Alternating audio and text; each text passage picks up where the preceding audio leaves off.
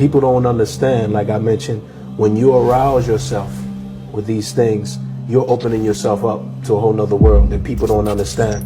And as you mentioned, the musicians playing with the Ouija board, people don't know what these people are doing behind the scenes. There's a reason these women and these people are screaming in the crowd for them.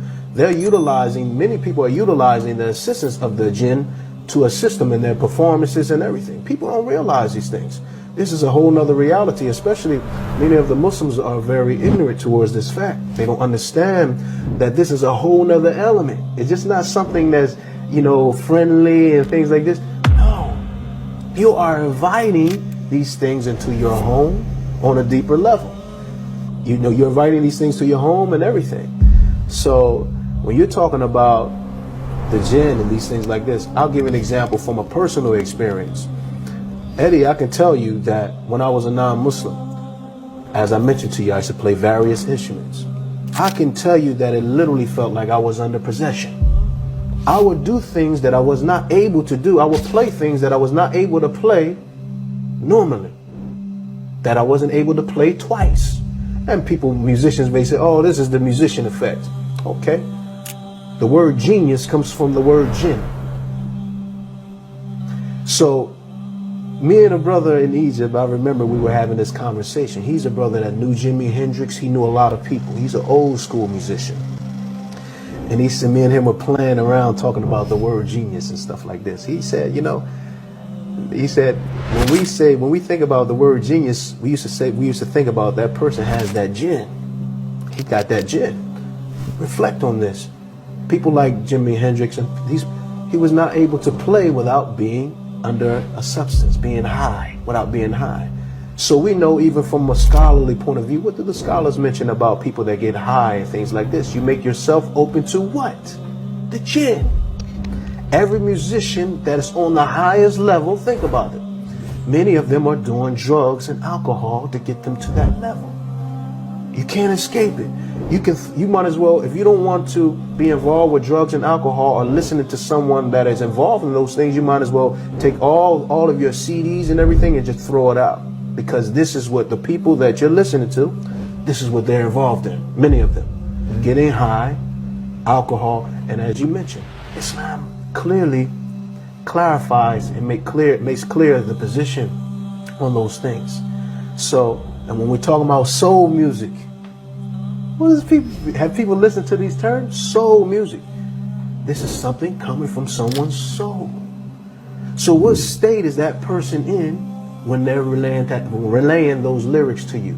Or when they were singing that song, what state was the soul in? Because you may start to feel the way that person was feeling.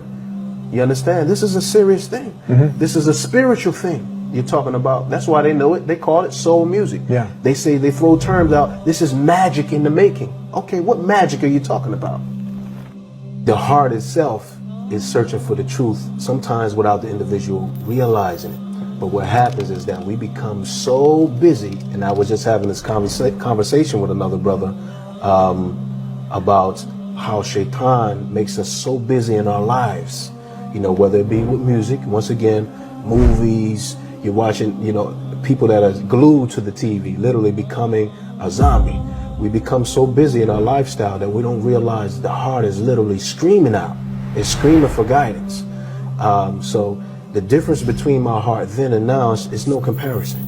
I'm telling you, like anyone that knew me before and knows me now, they see a big difference, and this is not to brag about myself or anything, but this is the calmness and the peace that I have with Allah subhanahu wa ta'ala today.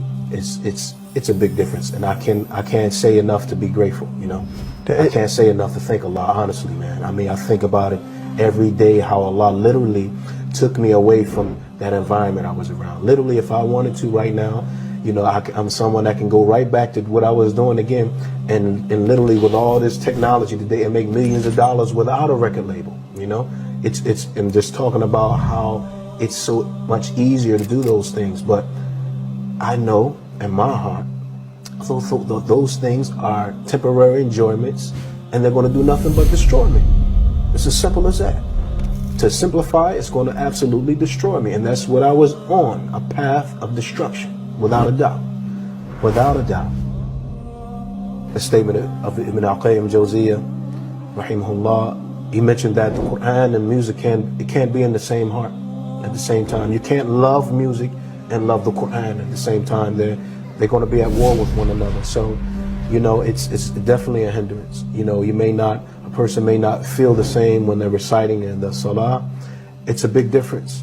You know, it may make you hate listening to lectures and things like that. A person that's addicted to music, you know, when that person is dying, they may be singing a song instead of reciting the kalima.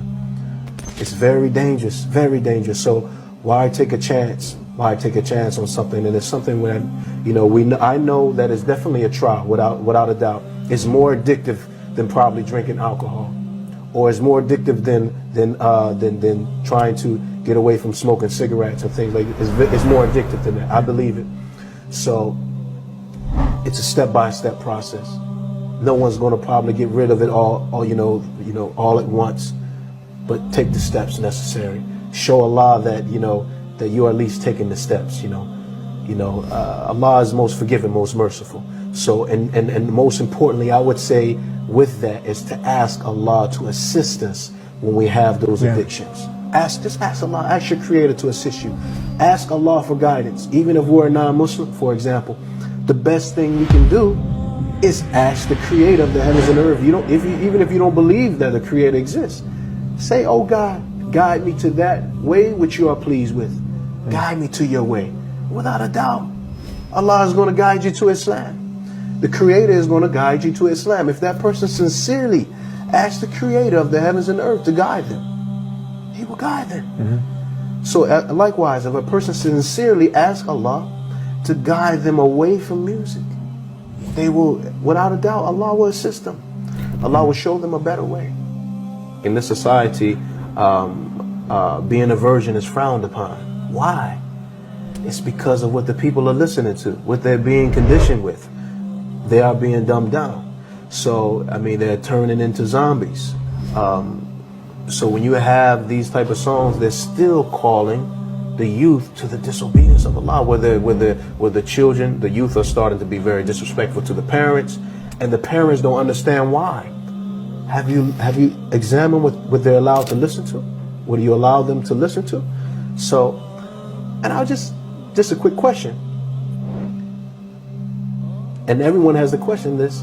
If you listen to music, if a person listens to music, ask them how many verses of the Quran have they memorized? Is the Quran difficult for them to memorize? If so, then you know why. Then you know why. I met people in Egypt, Brother Eddie, and there was a brother listening to music. He was addicted to it. I saw he was addicted to it, and I asked him how many verses of the Quran had he memorized, how many surahs he had memorized. And keep in mind that you have many people that have memorized the Quran in Egypt. This brother had memorized 4 surahs his whole life. And he told me, I said, have you been listening to music since you were a child? He said, yes, I've been listening to it, and he said, I'm addicted to it. I said, this is the reason. This is the reason. So anyone that has that same problem, just look at the opposite, the Quran, and see how much time you spend with the Quran, and you'll see that Shaitan is trying to take you away from Allah.